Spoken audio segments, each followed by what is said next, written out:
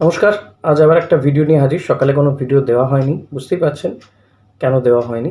আজকের দিনটার জন্যই দেওয়া হয়নি। যাই হোক, কাম টু দ্য পয়েন্ট। খুব ছোট ভিডিও করব, বেশি বড় করব না। আপনাদের বেশি বড় ভিডিও দিয়ে আজকে বিরক্ত করব না, বিব্রত করব না। ফেস্টিভ মুডে রয়েছেন সবাই।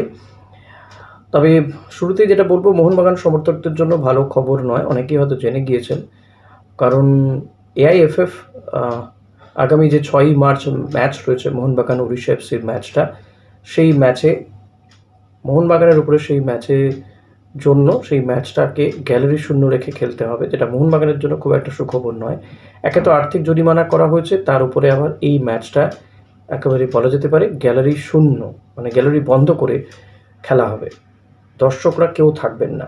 কেন এমন কড়া শাস্তি দেওয়া হলো? এটা যথেষ্ট কঠোর কড়া শাস্তি। কারণ আইএসএল খেলা এতদিন পরে মানুষজন দেখতে যাচ্ছিল, মাঠে যাচ্ছিল, ধীরে ধীরে মাঠে ভিড় হচ্ছিল। সেটা মোহনবাগান হোক, ইস্টবেঙ্গল হোক, যাই হোক। কলকাতায় খেলা মোহনবাগান ইস্টবেঙ্গলের জন্য সমর্থকরা মুখিয়ে ছিল কবে তারা খেলবে, কবে তারা খেলবে। একে তো এতগুলো দিন পিছিয়ে পিছিয়ে আইএসএলকে শেষ করে দেওয়া হলো।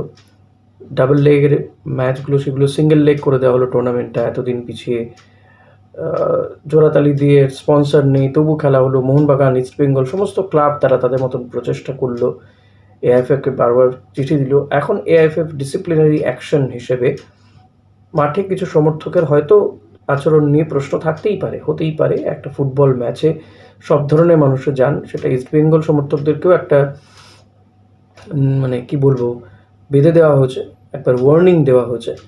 তো মোহনবাগানের বিরুদ্ধে সরাসরি অ্যাকশন নেওয়া হয়েছে। আমি জানি না এর আগে কোনো ওয়ার্নিং দেওয়া হয়েছে কিনা, সত্যি এটা আমার কাছে জানা নেই, তাই পরিষ্কার বলছি, জানি না বলেই বলে দিচ্ছি। কিন্তু তাদের বিরুদ্ধে অ্যাকশন নিয়ে নেওয়া হলো, সমর্থকদেরকে বঞ্চিত করা হলো। এটা কিন্তু আমার একেবারে সমর্থকদের জন্য বলা, আমি তাদের জন্য গলা ফাটাচ্ছি। সে হতে পারে তারা হয়তো মোহনবাগান লাভার্স, ম্যারিনার্স তারা, বাট স্টিল আমি বলবো মোহনবাগানের ম্যাচ কিন্তু অনেক ইস্টবেঙ্গল সমর্থকও দেখতে যান। তারা হয়তো চুপ করে থাকেন, কিন্তু দেখতে যান, তারা মাঠে যান। আমি নিজেই একবার ম্যাচ দেখতে গিয়েছিলাম, মোহনবাগান গ্যালারিতে বসে দেখেছিলাম ম্যাচটা। ইস্টবেঙ্গল মোহনবাগানের ম্যাচই ছিল, কিন্তু আমার এক দাদা সে মোহনবাগান সমর্থক বলে সেই টিকিট কেটে নিয়ে গেছিলো। তখন আমি অনেকটা ছোট, তো আমি কিন্তু চুপচাপই বসেছিলাম। আমাকে দাদা বলে দিয়েছিল যে দেখ, তুই মোহনবাগান গ্যালারিতে রয়েছিস, ইস্টবেঙ্গল গোল করলেও লাফালাফি করবি না। তো এরকম অভিজ্ঞতা অনেকেরই হয়। কেউ কেউ এমনিই খেলা ভালোবাসে, তাই দেখতে যায়, সে হয়তো অন্য মানে ইস্টবেঙ্গল মোহামেডানের সমর্থক। কিন্তু এটা পুরোপুরি মানে আমি বলতে চাইছি, যারা অন্যায়টা করেনি, এই শাস্তি তো তাদের জন্য, তারা বিনা অপরাধে শাস্তি পেয়ে গেল।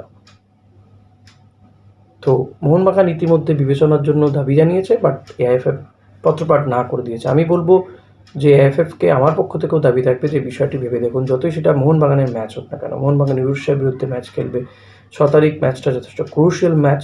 চেন্নাই ম্যাচে কি একটা হয়েছে তার জন্য ঠিক আছে, আপনি তো জরিমানা করেছেন, আর্থিক জরিমানা আরেকটু বেশি করতে পারতেন, তাতে তো এআইএফএফেরও লাভ হতো, তাই না? টাকাটা আপনারা বেশি পেলে, আপনাদের তো টাকা দরকার এই মুহূর্তে। কর্তাদের বিরুদ্ধে কোনো অ্যাকশন নিতে পারতেন, কিন্তু একেবারে সমর্থকদেরকে নো এন্ট্রি করে দিলেন কেন? এটা বোধহয় ঠিক হলো না ভাই, এটা বোধহয় কল্যাণবাবু ঠিক হলো না। একের পর এক আপনাদের বিরুদ্ধে ভুরি ভুরি অভিযোগ, দুর্নীতিসহ বিভিন্ন অভিযোগ, খেলা পরিচালনা করতে পারেন না। তারপরে এই ঘটনাটা সত্যি মেনে নেওয়া যায় না, জাস্ট মেনে নেওয়া যায় না। আমি তো অন্তত মেনে নিচ্ছি না। আমার এখানে যে সমস্ত মোহনবাগান সমর্থকরা রয়েছেন, যারা দেখেন আমার ভিডিও, তাদেরকেও বলবো আপনারা আপনাদের ক্ষোভ, দুঃখ, হতাশা ছেড়ে ফেলুন কমেন্ট বক্সে গিয়ে। কল্যাণ চৌবেদের এই অন্যায় আবদারগুলো সত্যি মেনে নেওয়া যায় না। একটা ম্যাচ হবে, ফুটবল ম্যাচ। মোহনবাগান গতবারের লিগ চ্যাম্পিয়ন, তারা এবারও যথেষ্ট ভালো খেলছে, লিগ টপার। তারা ম্যাচ খেলবে খালি মাঠে, এটা কী করে হতে পারে? হ্যাঁ, আমি একজন ইস্টবেঙ্গল সমর্থক হয়েই এটা বলছি, আপনার ভালো নাও লাগতে পারে, বাট আমি এটা বলছি।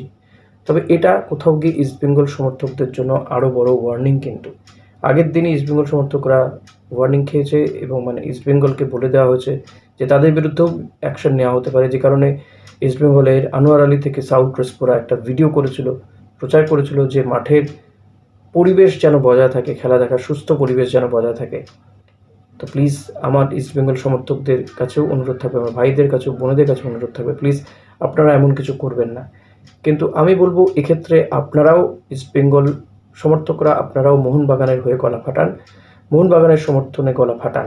এটা শুধুমাত্র মোহনবাগানের সমস্যা নয়, এটা শুধুমাত্র মোহনবাগানের সমস্যা নয়, মোহনবাগান সমর্থকদের সমস্যা নয়, এটা কিন্তু ভারতীয় ফুটবল, বাংলার ফুটবলের জন্য আগামী দিনে বড় থ্রেট একটা আমি বলবো। বাংলার ফুটবল প্রেমী মানুষকে এভাবে বঞ্চিত করা যাবে না। হ্যাঁ, বুঝতে পারছি তারা হয়তো তাদের স্মৃতিতে মেসি কাণ্ড রয়েছে, কিন্তু মেসিকে যে দেখতে যারা হাজার হাজার টাকা দিয়ে সেদিনকে টিকিট কেটে গিয়েছিল তাদের মধ্যে খুব কম সংখ্যক ফুটবল লাভার ছিল। ফুটবল তো দূর, আমি বলবো খুব কম সংখ্যক স্পোর্টস লাভার ছিলেন সেদিনকে, এটা আমার ধারণা হচ্ছে। কারণ যারা ফুটবল ভালোবাসে, ক্রিকেট ভালোবাসে, যে কোনো স্পোর্টস ভালোবাসে, তারা অন্তত খেলার জিনিস, সরঞ্জাম, গোল পোস্ট, ওই টার্ফ, চেয়ার এসব করবে না, ভাঙচুর করবে না। এটা আমার ব্যক্তিগত মতামত।